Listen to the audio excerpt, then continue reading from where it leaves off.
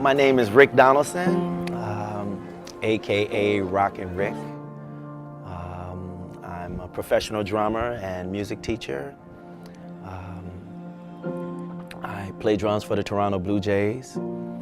I also have my own group, Rick Donaldson and the Jazz Cats, and I also play drums for two-time Juno Award winner Jack the Kaiser Band. I'm the first Donaldson.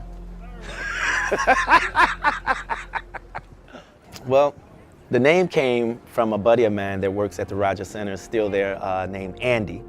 And years ago, he used to say, Rockin' Rick, you out there rockin', you out there rockin'. And the name kind of stuck with me, so I started using it about 2 years ago.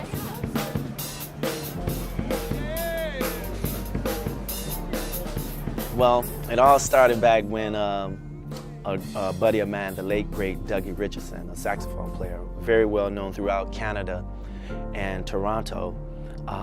Him and I went down there to perform, and the first day we went down there, the security guard said, hey, you're on our property. You have to get off our property. And we were really, the crowd was upset because we were really playing some great music with a lot of vibe and baseball atmosphere, like Take Me Out to the Ballpark, Sweet Georgia Brown, things like that. So we had to pack up and go, but we wasn't finished. We knew there was a possibility there. So we went back the next day, and fortunate for us, a gentleman named George Holmes, who was the operations manager there, and he asked us, he said, how much would you guys charge to have this every game? And we gave him a price, and the rest is history. I work for the marketing department for the Toronto Blue Jays, so they give me everything. Like, I've been there since 1989, so the uniform is not a big deal to me anymore. At first it was, because that was something that I always wanted when I was a kid, to be on a team and wear a uniform. And I had to wait till I was an adult to be with the Blue Jays to actually wear a uniform, and it was a real uniform, so I was really grateful for that. All right. I told my daughter, I said, I remember you from 30 years ago. She said, how old is that guy? Older than 30. Yeah, I know. Anyways, always fun to see you. I've made quite a few friends, like third generations. Actually, I've actually know quite a few third generation families, you know, father, son, and then son, you know. It's really cool when that happens.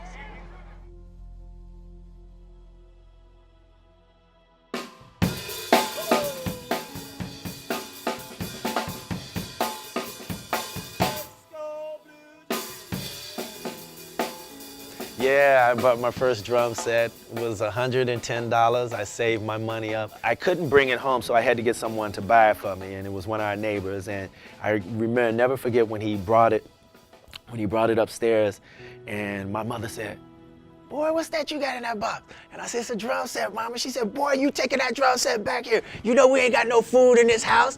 What's wrong with you? And that was the first time I talked back to my mother, because before I ran in the bathroom, I said, if these drums going, I'm going too. And I went in the bathroom and started crying and stuff like that, but she didn't make me take them back, and next thing you know, I took the drums. The drums ended up going to a church, so where I initially started playing the drum set in anyway. So one time, and it was in the afternoon game, and a man came over to me, and he had a camera on it, and he says, he was looking at me, he said, hey, how you doing? I'm like, oh, hey, how you doing? Da-da-da-da-da. So I'm playing the drums. So he takes out some clippers that rosebud clippers, right? So he starts clipping them himself. And then I'm watching him now. I'm like, oh, maybe I shouldn't have been so friendly, because sometimes you can be over friendly.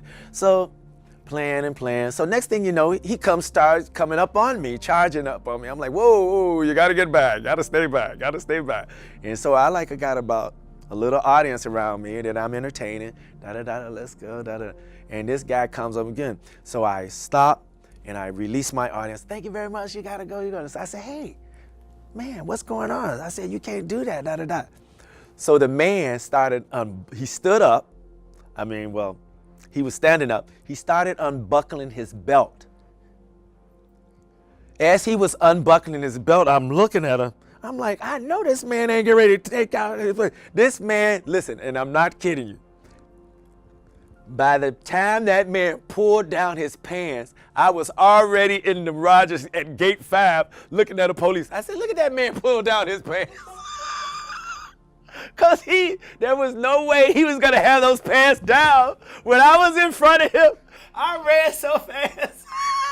I swear to God to you, I ran so fast to that gate 5, and I was inside the building when that man had his pants down. I am not lying to you. And I was right there at the police. The police was right there. He said, what's wrong? I said, look at that man right there before he got his pants down. I was not going to be anywhere near that, because people would have took pictures and stuff like that. You know what I mean? So I'm like, no.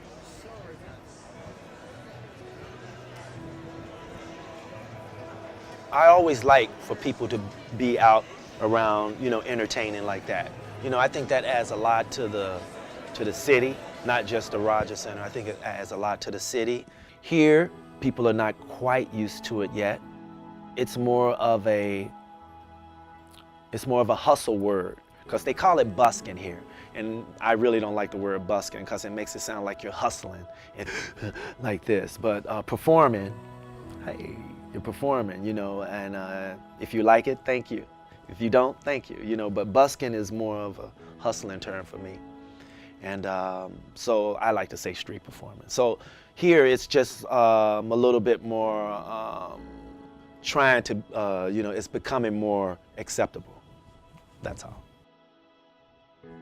I started teaching probably about, in Canada, probably about 15 years ago at a community center. So I started there, and I ended up having a few students that, there was one student in particular who I started giving piano lessons, and I knew he was a drummer. And I kept telling his mom that he was a drummer. And I was giving free piano lessons, but she was giving me like $10, just to being nice. And one time she came, and I had a drum set in there, and the piano, because I would play drums while I was teaching him piano, keeping a beat for him. So he started playing the drums. And one time she came there, and he was playing the drums. Well, she said, Rick, I'm not paying you for drum lessons. And I said, I know, I know, Ms. Strawher, I know, but I said, Anthony, he's a drummer. And he ended up going to Humber. He's one of the top 5 drummers here in the city now. Yeah, very, very. Anthony Strawher is his name. Very, very, very, very great drummer.